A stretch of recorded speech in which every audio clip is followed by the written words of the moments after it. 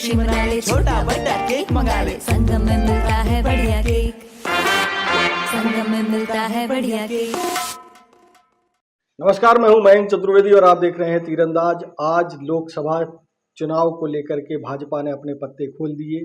छत्तीसगढ़ की 11 लोकसभा सीटों पर प्रत्याशियों की घोषणा भारतीय जनता पार्टी ने आज लिस्ट जारी करके कर दी है। सबसे पहले आपको बता दें कि 11 प्रत्याशी कौन हैं, उसके बाद हम बताएंगे 3 उन प्रत्याशियों के बारे में जिनकी चर्चा आम जनता में अब शुरू हुई है कि इनको आखिर यहाँ से टिकट क्यों मिला, क्या वजह हो सकती है और इसके पीछे पार्टी की यानी भाजपा की क्या रणनीति हो सकती है, इसके बारे में आपसे चर्चा करेंगे। सबसे पहले आपको बताते हैं कि किस लोकसभा सीट से किसे टिकट दिया गया है। रायपुर जो लोकसभा सीट है उससे ब्रजमोहन अग्रवाल को मौका दिया गया है। कोरबा से सरोज पांडे, दुर्ग से अजय बघेल, सरगुजा से चिंतामणि महाराज, बस्तर से महेश कश्यप, रायगढ़ से राधेश्याम राठिया, जांजगीर चांपा से कमलेश जांगड़े, महासमुंद से रूप कुमारी चौधरी, बिलासपुर से तोखन साहू, कांकेर से भोजराज नाग और राजनांदगांव से संतोष पांडे। ये 11 के 11 प्रत्याशी हैं जो भाजपा ने अब छत्तीसगढ़ की 11 लोकसभा सीटों पर घोषित किए हैं। अब इस लिस्ट की जो खास बात है उसके बारे में हम आपको बता दें। सबसे पहली खास बात यह है कि इस पूरी लिस्ट में जितने भी प्रत्याशी हैं उनमें केवल 2 ऐसे हैं जो पिछले कार्यकाल मतलब मौजूदा कार्यकाल में भी सांसद हैं, जबकि आपको बता दें कि छत्तीसगढ़ में भाजपा के 9 सांसद हैं, यानी कि भारतीय जनता पार्टी ने 9 सांसदों में से मात्र 2 सांसदों को ही दोबारा लोकसभा में जाने का मौका दिया है और 7 प्रत्याशियों यानी 7 सांसदों की टिकट काट दिए गए। अब वो 2 सांसद कौन है वो आपको बता दें।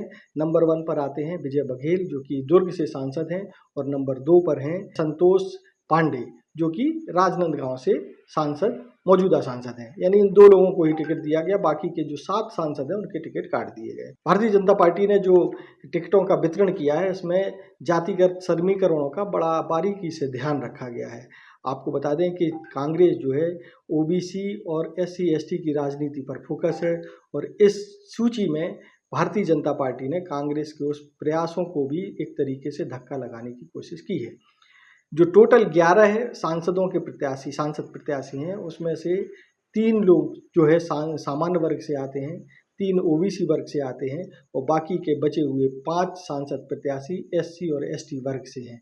यानी कि कांग्रेस जिस तरह की राजनीति एससी एसटी की जो राजनीति करने का प्रयास कर रही थी उसको बीजेपी ने टिकट वितरण में एक तरीके से कमजोर पहले ही कर दिया है। भारतीय जनता पार्टी ने एक तरीके से मैसेज दिया है कि पार्टी जो है एससी एसटी और ओबीसी को पर्याप्त तवज्जो देती है। तो ये तो हुई आपको टिकटों के वितरण में जातिगत समीकरण की बात। इस पूरी लिस्ट में जो 11 प्रत्याशी भारतीय जनता पार्टी ने घोषित की है उसमें 3 लोगों की चर्चा बहुत ज़्यादा हो रही है टिकट की घोषणा के तुरंत बाद से। उसमें नंबर 1 पर है ब्रजमोहन अग्रवाल।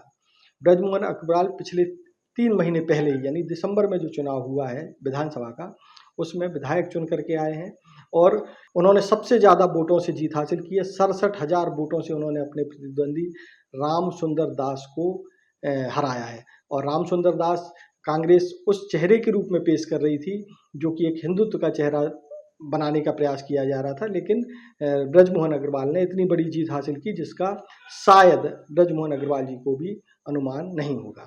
ब्रजमोहन अग्रवाल के बारे में एक और सबसे बड़ा तथ्य ये है वो 8वीं बार विधायक चुने गए हैं।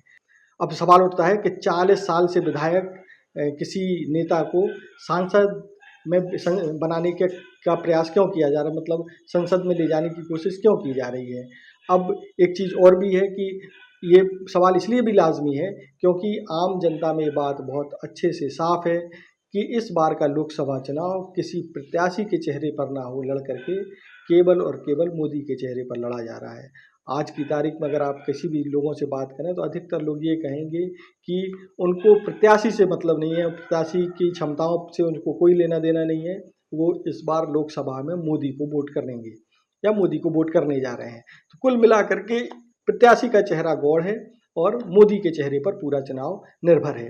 ऐसी स्थिति में 8 बार के विधायक को दोबारा सांसद बनाने की कोशिश या 8 बार के विधायक को सांसद बनाने का प्रयास क्यों किया, किसी और को भी टिकट दी जाती तो शायद बीजेपी को सफलता हाथ लग जाती। इसके पीछे पार्टी की क्या रणनीति हो सकती है, ये पार्टी के चुनिंदा लोग ही बता सकते हैं, क्योंकि अब जो राजनीतिक स्थितियां हैं भाजपा की, उसमें किसी भी तरह का अनुमान लगाना केवल एक कयास से ज़्यादा और कुछ होता नहीं है। क्योंकि हमेशा से भारतीय जनता पार्टी टिकट वितरण से लेकर के मुख्यमंत्री चयन या और भी किसी भी पदाधिकारी को कोई पद देने के मामले में लोगों को भौचक ही करती रही है। अब आते हैं हम दूसरे प्रत्याशी पर, जिसकी सबसे ज़्यादा चर्चा हो रही है, और वो है सरोज पांडे। सरोज पांडे के बारे में बता दें कि सरोज पांडे एक ऐसी नेता है जो एक समय महापौर, विधायक और सांसद तीनों पदों पर रहीं। वो करीब 3 महीने का कार्यकाल रहा उनका इसका। और इसके अलावा दुर्ग में उनकी एक अच्छी पकड़ भी है। दुर्ग के एक जमाए हुए नेता को कोरबा पहुंचाना भी बीजेपी की एक बड़ी रणनीति का हिस्सा लगता है, क्योंकि कोरबा से इस समय कांग्रेस की ज्योत्सना महंत जो है सांसद हैं। कुछ अनुमान ये लगाया जा रहा है अभी तक कि ज्योत्सना महंत को दोबारा कांग्रेस मौका देगी। ऐसी स्थिति में कोरबा में महिला वर्सेस महिला करने का प्रयास किया जा रहा है, और ये हो सकता है कि बीजेपी के रणनीति का हिस्सा हो, इसलिए सरोज पांडे को वहाँ से टिकट दिया गया, वहाँ पहुँचाया गया है। तीसरे जो सबसे चर्चित प्रत्याशी हैं लोकसभा के, वो हैं विजय बघेल। विजय बघेल इसलिए भी चर्चा में आए क्योंकि पिछले विधानसभा चुनाव में वो अपने चाचा भूपेश बघेल के खिलाफ चुनाव लड़े थे, और भूपेश बघेल उस समय मुख्यमंत्री थे, यानी तत्कालीन मुख्यमंत्री के खिलाफ उनके भतीजे यानी विजय बघेल ने चुनाव लड़ा था। विजय बघेल की भूमिका जो विधानसभा चुनाव था उसकी जो घोषणा पत्र समिति थी उसमें संयोजक की भूमिका में भी थे, और जितनी भी रणनीतियां बनी थी चुनाव जीतने के लिए उसमें विजय बघेल की भूमिका जो है बहुत ही सक्रिय और प्रभावशाली थी। बीजेपी ने हो सकता है इसका इनाम उनको दिया हो, और दुर्ग लोकसभा सीट से उनको दोबारा मौका दिया है। तो 3 ये नाम हैं जो बड़ी चर्चा में है टिकट वितरण के मामले में लेकर। एक नाम और है वैसे, चिंतामणि महाराज का, जो जिनका भाजपा और कांग्रेस में आना जाना कई सालों तक लगा रहा।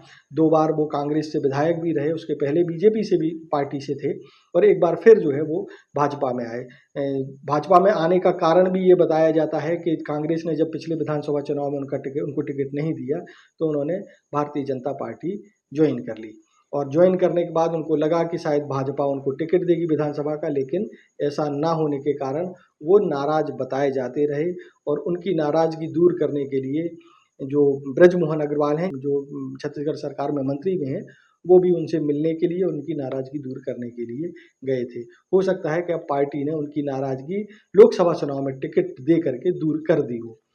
तो इस तरीके से भारतीय जनता पार्टी ने जो 11 प्रत्याशियों की घोषणा की है उसमें 2 जो है मौजूदा सांसद हैं, और 4 जो है विधायक या पूर्व विधायक की भूमिका में रह चुके हैं।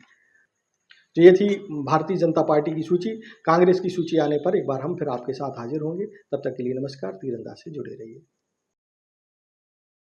स्पर्श मल्टी स्पेशलिटी हॉस्पिटल अब गैस्ट्रोएंटेरोलॉजी की सुविधा के साथ आपकी सेवा में, साथ ही दे रहा है एम्बुलेंस के लिए टोल फ्री नंबर की सुविधा 1800 30 91616।